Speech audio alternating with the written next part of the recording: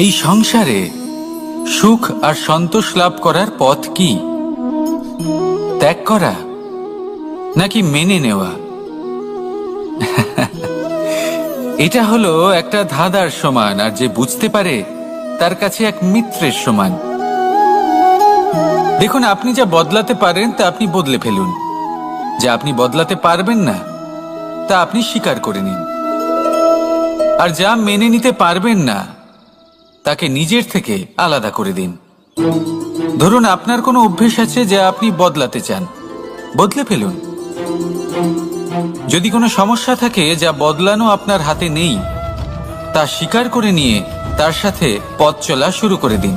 যদি কোনো আবেগ থাকে, পরিস্থিতি থাকে বা কোনো বস্তু থাকে যা আপনি মানতেই পারছেন না, কোনোদিনও মানতে পারবেন না, তাকে নিজের থেকে আলাদা করে দিন। একেও সন্ন্যাস বলা হয়। জীবনে সুখ দুঃখ, ক্ষয় হোক বা লাভ, এই সবেতেই সমান রূপে যাপন করা, তাই হলো সন্ন্যাস। এতেই জীবনের আনন্দ রয়েছে।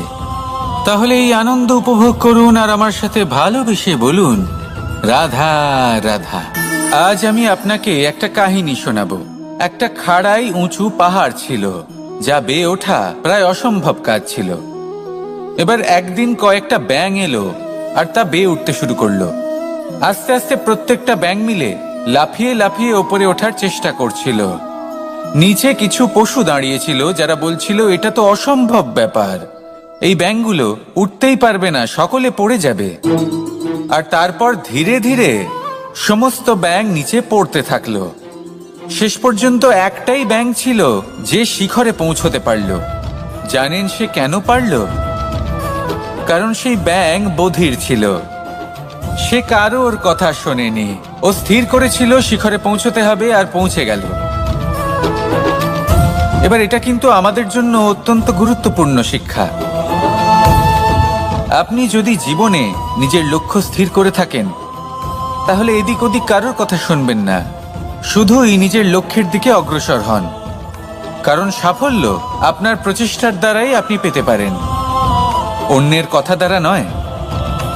তাহলে চেষ্টা করতে থাকুন আর নিজের লক্ষ্য প্রাপ্ত করুন, আর আমার সাথে ভালোবেসে বলুন, রাধা রাধা।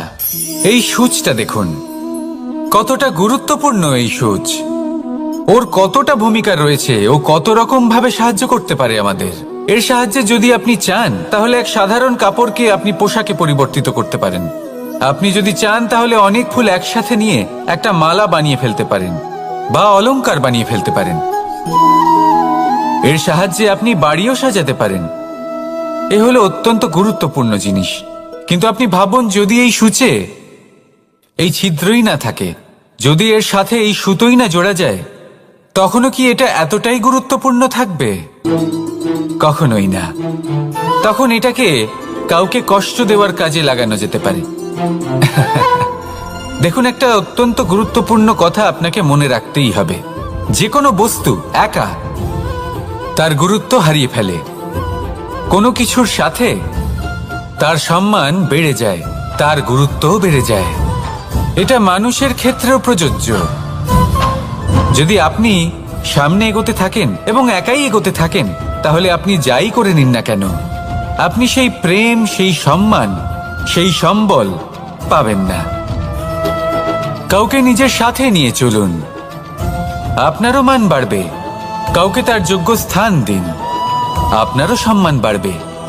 ঠিক সেইভাবেই যেইভাবে এই সুতোর দ্বারা সূচের সম্মান বাড়ে, আর যেমন প্রেম দ্বারা গুণের মান বেড়ে যায়। তাহলে আসুন আর আমার সাথে ভালোবেসে বলুন, রাধা রাধা।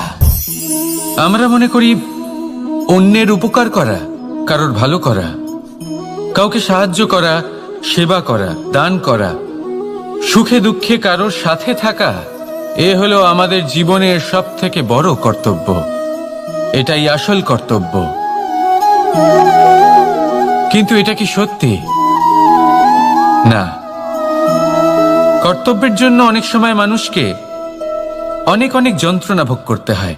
এমন কিছু কর্তব্য থাকে যা পালনের জন্য মানুষকে এমন কিছু পথ দিয়ে যেতে হয় যেখানে কাঁটা আছে। দুঃখ আছে, যন্ত্রণা আছে, বিপদ আছে, সেটা পার করে তবে ও নিজের কর্তব্যকে পূর্ণ করতে পারে। অন্যের উপকার, ভালো কাজ করা, কাউকে সাহায্য করা, দান করা, সেবা করা, সুখে দুঃখে সঙ্গ দেওয়া, এটা কর্তব্য নয়, এটা হলো আনন্দ।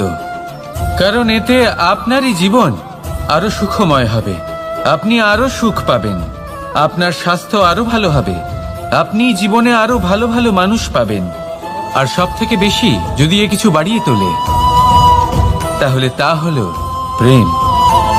তাহলে একে কর্তব্য মনে করবেন না, এ হলো শুধুই সেই পথ যাতে অগ্রসর হয়ে আপনি নিজের জীবন অত্যন্ত সুখময় করে তুলতে পারবেন।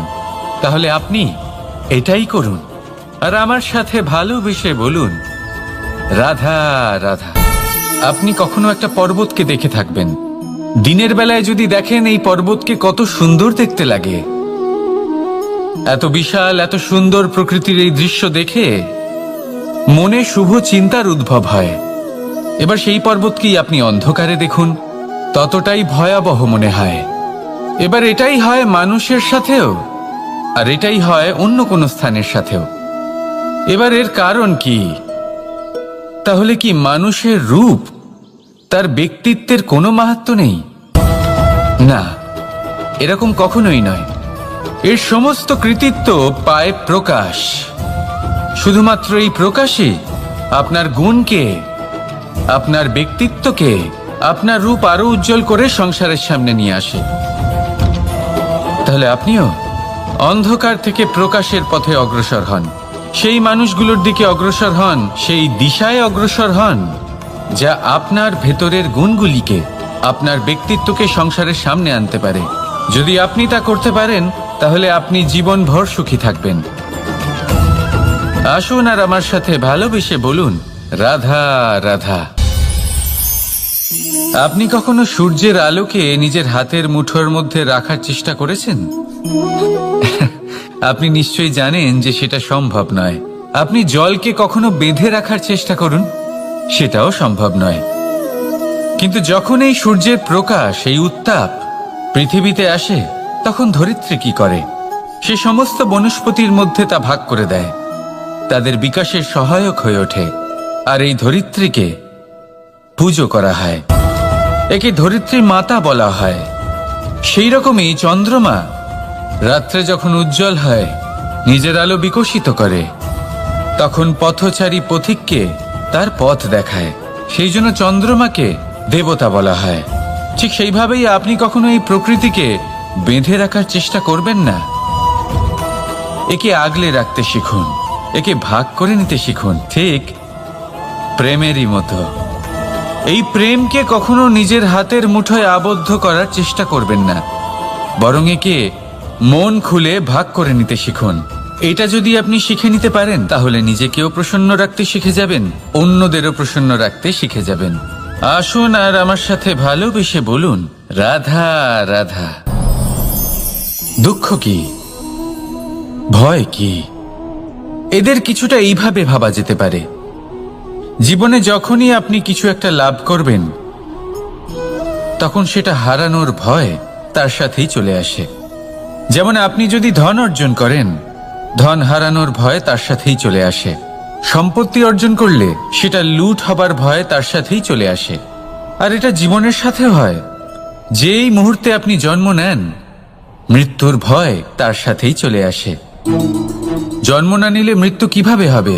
মৃত্যুর ভয় কোথা থেকে আসবে? এবার এই ভয় কি সেটা আপনাকে বুঝিয়ে বলি।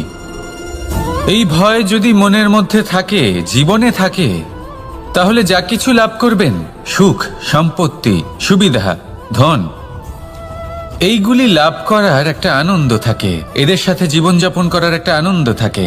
এই ভয় সেই আনন্দ আপনার থেকে কেড়ে নেয়। ধরে নিন কাল আপনার মৃত্যু হতে চলেছে। এবার কালকের মৃত্যুর ভয় আজই মনে পুষে রাখলে, তাহলে এই ভয় আজকের সুখ, আজকের শান্তি আপনার থেকে কেড়ে নেবে। ভয় এটাই করে। সেই জন্য মনে রাখবেন, ভয়ের সঙ্গ আপনি ত্যাগ করে দিলে জীবন যাপনের যে সুখ, তা চিরকাল আপনার সাথে থাকবে। আসুন আর আমার সাথে ভালোবেসে বলুন, রাধা রাধা। আপনি কখনো কোনো পর্বতে চড়েছেন? কথায় আছে, যখন আমরা পর্বত আরোহণ করি, ওপরে ওঠার সময় দুর্ঘটনার সম্ভাবনা কিছুটা কমে যায়। সেখানেই যখন পর্বত থেকে নিচে নামি, তখন দুর্ঘটনার সম্ভাবনা অত্যন্ত বৃদ্ধি পায়। অর্থাৎ নামার সময় আমাদের আরো ভারসাম্য বজায় রাখতে হয়, আরো সাবধানে থাকতে হয়, অর্থাৎ বিবেককে জাগিয়ে রাখতে হয়। এবার জীবনেও সাফল্যের পর্বত আরোহণের সাথে এটাই হয়। যখন আমরা সাফল্যের পর্বত আরোহণ করতে থাকি, তখন এমনি আমাদের লক্ষ্য আমাদের গন্তব্যের দিকে থাকে। আমরা নিরন্তর পরিশ্রম করি, চেষ্টা করতে থাকি, আমাদের মধ্যে সেই উৎসাহ থাকে, সেই সাহস থাকে। কিন্তু একটা কথা সত্যি, সমস্ত আরোহণের পরে অবরোহণ থাকে। আর এই অবরোহণই থাকে যেখানে বেশিরভাগ মানুষ নিজের ভারসাম্য বজায় রাখতে পারেন না, আর সেখানেই ভেঙে পড়েন।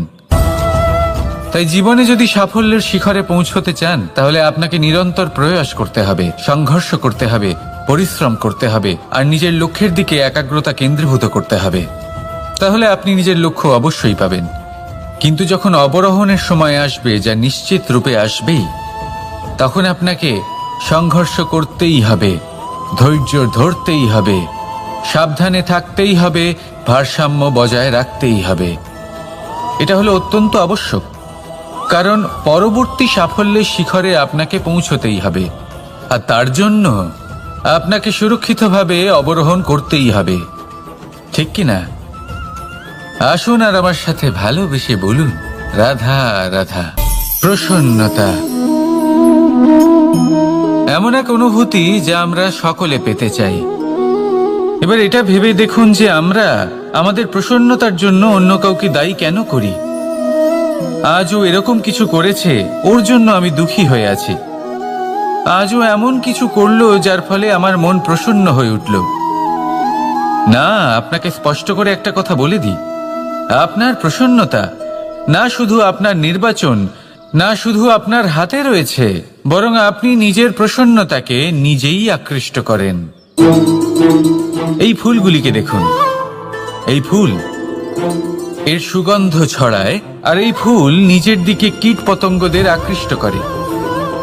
এবার দেখুন, কীট পতঙ্গ কাদের আকৃষ্ট করে?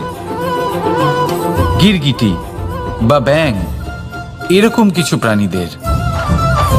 এবার এই যে ফুল, কীট পতঙ্গের জন্য এই যে ফুল, তার বিকাশ হয়, এ আরো প্রস্ফুটিত হয়, ওর বংশ আরো বৃদ্ধি পায়। তাই এর তাৎপর্য হলো সহজ, ফুল উচিত ব্যক্তিকে নিজের দিকে আকৃষ্ট করে। এবার কীট পতঙ্গের কথা বললে তারা কাদের আকৃষ্ট করে? তাদেরই, যারা তাদেরই শিকার করবে, খাদ্যরূপে গ্রহণ করবে। এবার কাকে আপনি নিজের দিকে আকৃষ্ট করতে চান, তার নির্বাচন আপনারই। আপনি কি প্রসন্নতাকে নিজের দিকে আকৃষ্ট করতে চান, নাকি অপ্রসন্নতাকে করতে চান, তার নির্বাচন আপনারই।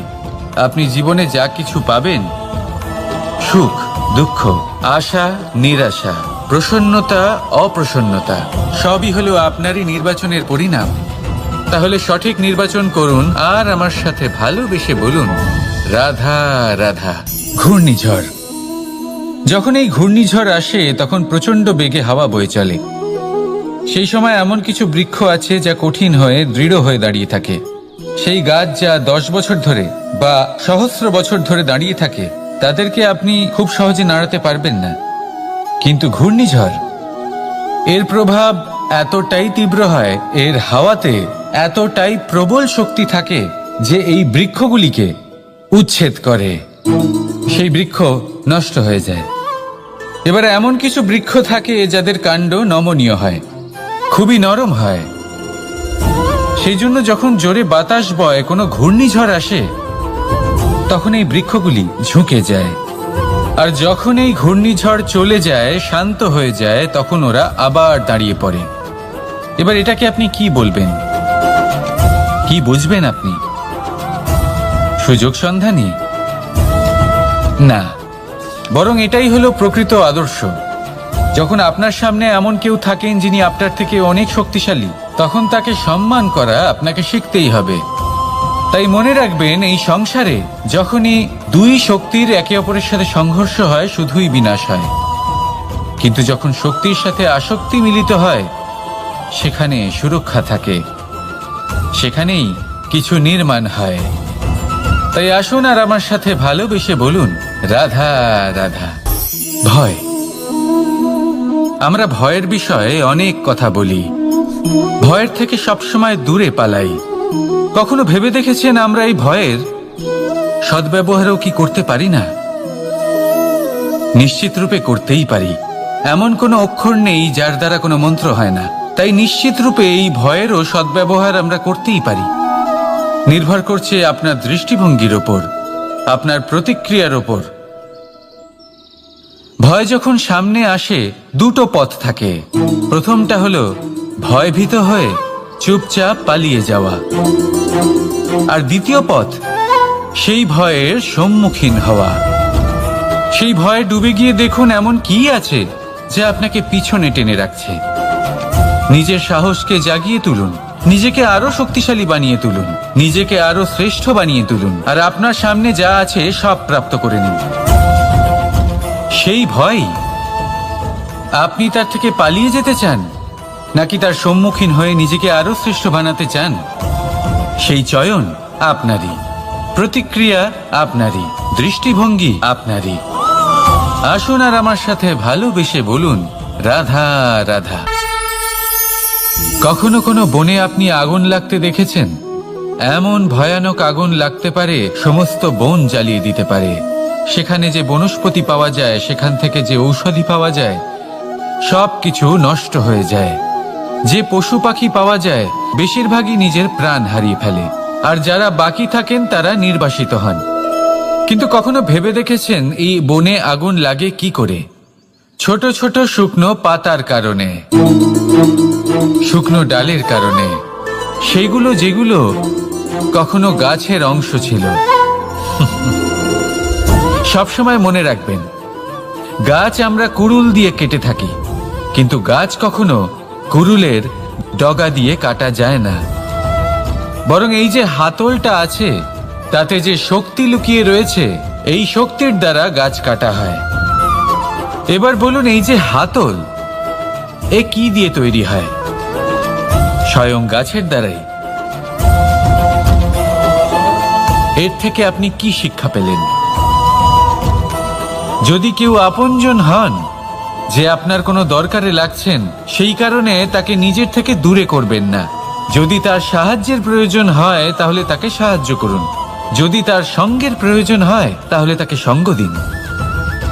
নিঃস্বার্থভাবে আপনজনদের বিকাশের পথে নিয়ে যান। নিজের স্বার্থ অনুসারে আপনজনদের নিজের জীবনে রাখবেন না। আসুন আর আমার সাথে ভালোবেসে বলুন, রাধা রাধা। জীবনে লক্ষ্য লাভ কি করে করতে হয়? কেউ বলবে বন্ধুদের সাহায্যে, কেউ বলবে প্রেমের সাহায্যে, কেউ বলবে নিরন্তর চেষ্টা করলে, কেউ বলবেন পরিশ্রম করলে, কেউ বলবেন ঈশ্বরের আশীর্বাদে, ইত্যাদি ইত্যাদি। আমি আপনাকে বুঝিয়ে বলি, এই যেমন ত্রিলোক আছে, অর্থাৎ 3 লোক আছে, যাকে সঞ্চালন করে ত্রিদেব বা 3 জন দেবতা। সেইভাবে নিজের লক্ষ্যে পৌঁছানোর জন্য 3টি ভাবের প্রয়োজন পড়ে। প্রথম ভাব হলো স্বপ্ন দেখা। আপনি যদি স্বপ্ন দেখতে শুরু না করেন তাহলে সেখানে পৌঁছতেই পারবেন না। তারপর আপনাকে দৃঢ় সংকল্প নিয়ে সেই পথ যেমনই হোক তাতে চলতে হবে। এ হলো দ্বিতীয় ভাব, দৃঢ় সংকল্প। আর তৃতীয় ভাব হলো সেই লক্ষ্যের যাত্রা পূর্ণ করার জন্য প্রতিবদ্ধ হওয়া। তাই যদি আপনি স্বপ্ন দেখতে পারেন, দৃঢ় সংকল্প দ্বারা পথ যতই কঠিন হোক না কেন তাতে চলতে পারেন, আর সেই লক্ষ্য লাভের যাত্রা পূর্ণ করার জন্য প্রতিবদ্ধ হতে পারেন, তাহলে আপনি নিশ্চিত রূপে আপনার লক্ষ্য লাভ করতে পারবেন। তাই আপনি এটাই করুন, আর আমার সাথে ভালোবেসে বলুন, রাধা রাধা। কথায় আছে যে জীবনে কিছু শুরু করার আগে স্বপ্ন দেখা অত্যন্ত গুরুত্বপূর্ণ, আর এটা 100% সত্যিও। কিন্তু কিছু মানুষ স্বপ্ন দেখা শুরু না হয় করে দেন, কিন্তু তারপর থামেনি না। স্বপ্ন দেখতেই থাকেন, তারা ভাবতেই থাকেন, কর্ম করেন না। এমন সময় আপনাকে নিজেকে জাগিয়ে তুলতে হবে, নিজেকে বলতে হবে যে এবার উঠে কর্ম করার সময় এসে গেছে। কারণ আপনারা যদি অত্যাধিক বিচার করতে থাকেন, স্বপ্ন দেখতে থাকেন, তাহলে উঠে কিছুই করতে পারবেন না। আপনি শুধু একটা কাজ করুন, উঠে কর্ম করা আরম্ভ করে দিন।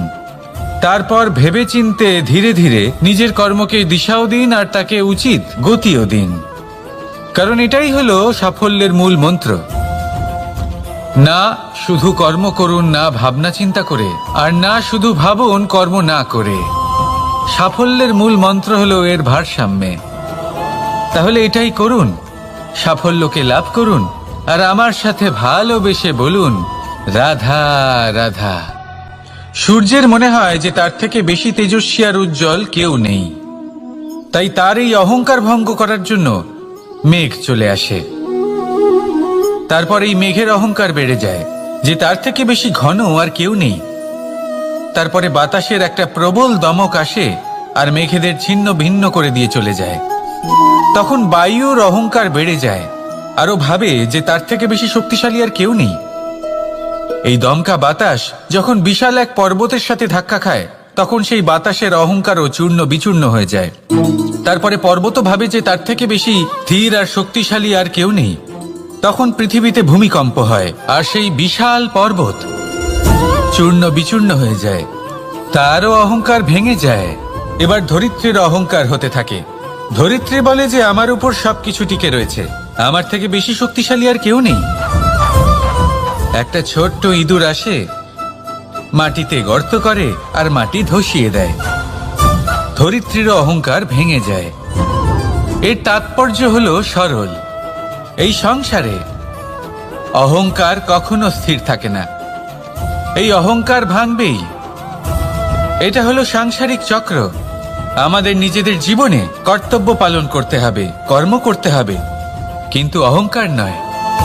যে ব্যক্তি এটা বুঝতে সক্ষম হন তাকে জ্ঞানী বলা হয়, আর যে মানুষ এটা বুঝতে পারেন না তিনি সারা জীবন শোধ প্রতিশোধ মান অভিমানের এই চক্রে আটকা পড়েন।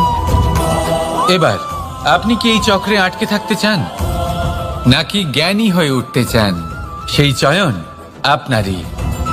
আসুন আর আমার সাথে ভালোবেসে বলুন রাধা রাধা। কোন যোদ্ধা জন্ম থেকে যোদ্ধা হন না, তিনি যোদ্ধা হবেন কিনা চয়ন করেন।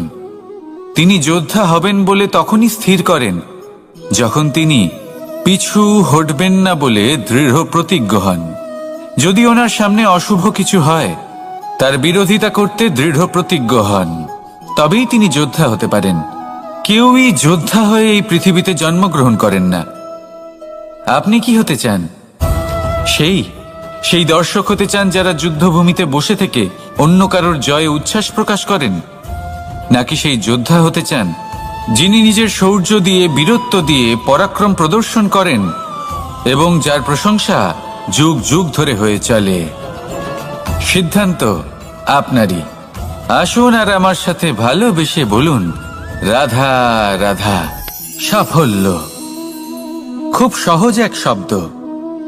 এটা হলো সেই সব শব্দের মধ্যে অন্যতম যা মানুষ একটু বুঝলেই ভাবেন সব বুঝে ফেলেছি, আর যেই উনি বুঝতে পারেন সাফল্য কি, আজীবন সেই সাফল্যের পেছনেই ছুটতে থাকেন। এই সাফল্য হলো একটা খেলার মতো, যাতে মানুষ নিজের সমস্ত জীবন বাজি লাগিয়ে দেন। আর প্রত্যেক খেলার মতোই এরও কিছু নিয়ম রয়েছে। আর প্রাথমিক নিয়ম হলো এই সাফল্য লাভ করার জন্য সাফল্য লাভ করার স্বপ্ন আপনাকে অবশ্যই দেখতে হবে আগে। হ্যাঁ, কিন্তু শুধুমাত্র স্বপ্ন দেখলেই কিছুই হবে না। স্বপ্ন দেখুন, তারপরে আপনার নিজের নিদ্রাকে ভঙ্গ করতে হবে, দিনরাত পরিশ্রম করতে হবে, দিনরাত চেষ্টা করতে হবে, তবেই এই সাফল্য আপনার কাছে আসবে আর আপনার পদানত হবে। তাহলে স্বপ্ন দেখুন আর পরিশ্রম করে তাকে সার্থক করুন। যদি এটা করেন তবেই সাফল্য সহজেই আপনার কাছে আসবে। আর তখন মন প্রসন্ন হয়ে বলবে রাধা রাধা। সমস্যা, প্রত্যেকের জীবনেই সমস্যা আসা যাওয়া করে, আর প্রত্যেক মানুষ সমস্যা আসার পর তার সমাধান খুঁজতে উঠে পড়ে লাগেন। কিন্তু যখনই সমস্যার সমাধান হয়ে যায়, আমরা সুপ্রসন্ন হয়ে যাই এবং অসাবধানও হয়ে যাই। আমাদের মনে হয় যে আমরা সম্পূর্ণরূপে সমস্যার অন্ত করেছি, কিন্তু কোথাও না কোথাও একটা ছোট্ট বীজ রয়েই যায়, আর সেই বীজ আমাদের অসাবধানতার ছত্রছায়ায় বড় হতে থাকে, আর তারপর মহা সংকট হয়ে আবার আমাদের উপর আক্রমণ করে। এই সংকট যে কোনো রূপে আসতে পারে, কোনো শত্রুর রূপেও আসতে পারে, বা কোনো মহামারীর রূপেও আসতে পারে। সেই জন্য সবসময় সাবধান থাকাই উচিত, কারণ অসাবধান হলে কি হয়, আমাদের সুরক্ষা চক্রে একটা ছেদ উৎপন্ন হয়, আর আমাদের শেষ করতে পারে এমন এক বাণ সেই ছেদ বিন্দু হয়ে আমাদের হৃদয়ে প্রবেশ করতে পারে। তাই যে কোনো সমস্যার সমাধান করুন, জয়ী হন, উৎসবও পালন করুন, কিন্তু সাবধানে থাকবেন। আসুন আর আমার সাথে ভালোবেসে বলুন, রাধা রাধা। আমাদের জীবনে দুই ধরনের সম্পত্তি হয়ে থাকে, এক হলো ভৌতিক সম্পত্তি, এক হলো জৈবিক সম্পত্তি।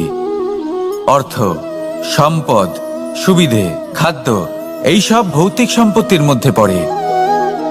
ব্যক্তি, মিত্র, পরিবার, আমাদের আপনজন, আত্মীয় স্বজন সব জৈবিক শ্রেণীতে পড়ে।